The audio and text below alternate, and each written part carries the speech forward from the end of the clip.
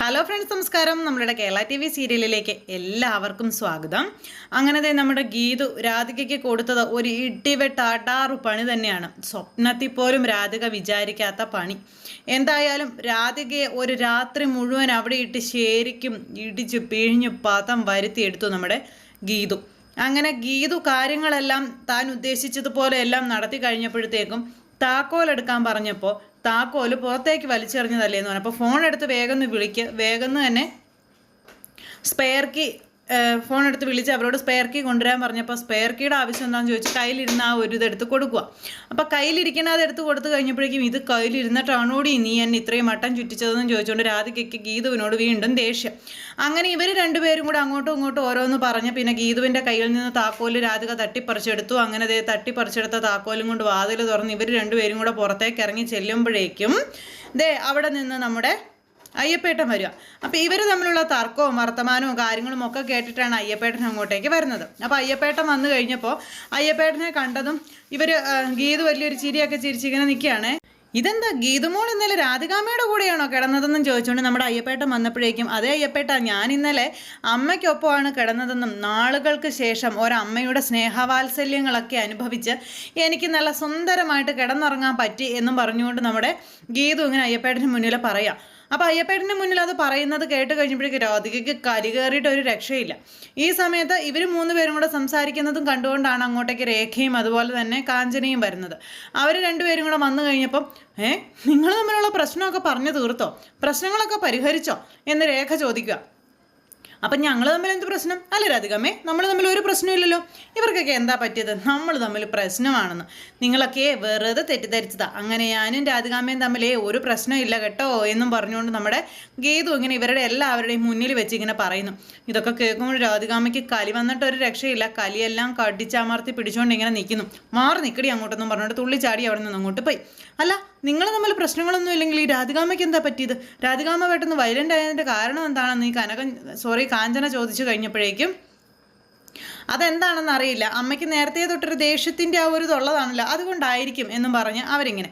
എന്തായാലും ഗീതുമോളും അതുപോലെ തന്നെ രാധികാമ്മയും തമ്മിലുള്ള പ്രശ്നങ്ങളൊക്കെ പരിഹരിച്ചല്ലോ, എനിക്ക് ഇപ്പോഴൊന്ന് സമാധാനമായത്, ഇനി സമാധാനമായിട്ടിരിക്കാം എന്നും പറഞ്ഞ് നമ്മുടെ അയ്യപ്പേട്ടൻ ഇങ്ങനെ പറയണം. അപ്പോൾ അയ്യപ്പേട്ടൻ ഇത് പറഞ്ഞപ്പോഴത്തേക്കും നമ്മുടെ ഗീതു ഉവ്വ എന്നും പറഞ്ഞൊരു ചിരിയും ചിരിച്ചിങ്ങനെ നിൽക്കുക.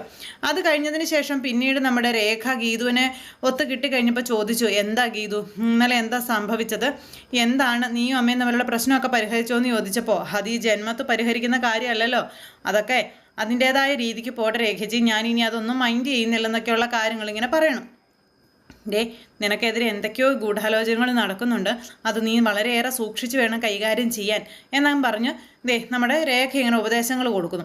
അപ്പം അതൊക്കെ നോക്കിയും കണ്ട് ചെയ്യുള്ളൂ എന്നുള്ള കാര്യം ഗീതു അന്നേരം പറയുകയും ചെയ്തേ. എന്നിട്ട് ഇവർ തമ്മിലുള്ള ഒരു സംസാരവും കാര്യങ്ങളും ഇതെല്ലാം കഴിഞ്ഞു. ഇതെല്ലാം കഴിഞ്ഞതിന് ശേഷം പിന്നീട് നമ്മുടെ കാഞ്ചന ഇങ്ങനെ രേഖയോട് ആ വീട്ടിൽ പ്രേതബാധയുണ്ടെന്നുള്ള രീതിയിൽ സംസാരിച്ചുകൊണ്ട് നിൽക്കുക. അപ്പോഴാണ് നമ്മുടെ അയ്യപ്പേട്ടൻ അങ്ങോട്ടേക്ക് വരുന്നത്. അയ്യപ്പേട്ടൻ വന്നിട്ട് ചോദിച്ചു, എന്തു പറ്റി, രണ്ടുപേർക്കും എന്താ ഒരു സംസാരവും കാര്യങ്ങളൊക്കെ എന്നിങ്ങനെ ചോദിച്ചപ്പോൾ അത് പിന്നെ ഇവിടെ പ്രേതബാധയുള്ള കാര്യങ്ങളെപ്പറ്റി പറയുകയായിരുന്നു എന്ന് പറഞ്ഞു. പ്രേതബാധയോ?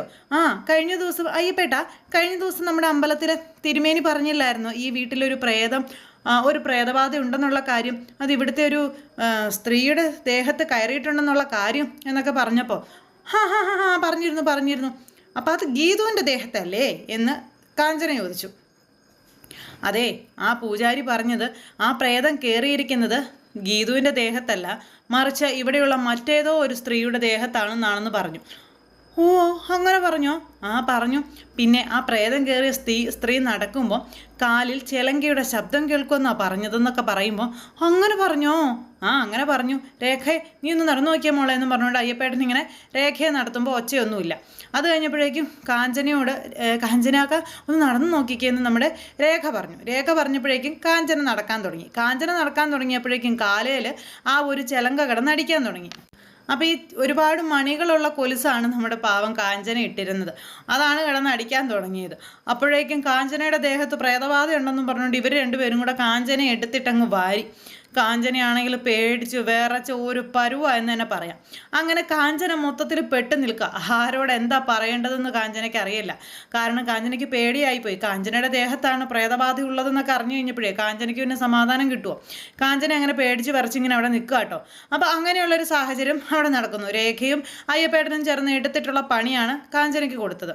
ഇതെല്ലാം കഴിഞ്ഞതിന് ശേഷം ഈ പ്രശ്നങ്ങളും കാര്യങ്ങളും ഒക്കെ കഴിഞ്ഞ് ഈ പറയുന്ന നമ്മുടെ രാധിക ഒരു മൂലയ്ക്ക് പോയിരിക്കുമ്പോഴേക്കും ഗീതു ഈ പുള്ളിക്കാരിയോട് സംസാരിച്ച് ചെന്നപ്പോൾ കിഷോറിൻ്റെ പേരും എടുത്തു പറഞ്ഞ് വീണ്ടും ഗീതുവിനെ മോശമായി കണ്ട് സംസാരിക്കുന്നു. ഇത് കേട്ടപ്പോൾ ഗീതു മിണ്ടാതിരുന്നില്ല. ഗീതു ശരിക്കും പ്രതികരിച്ചു.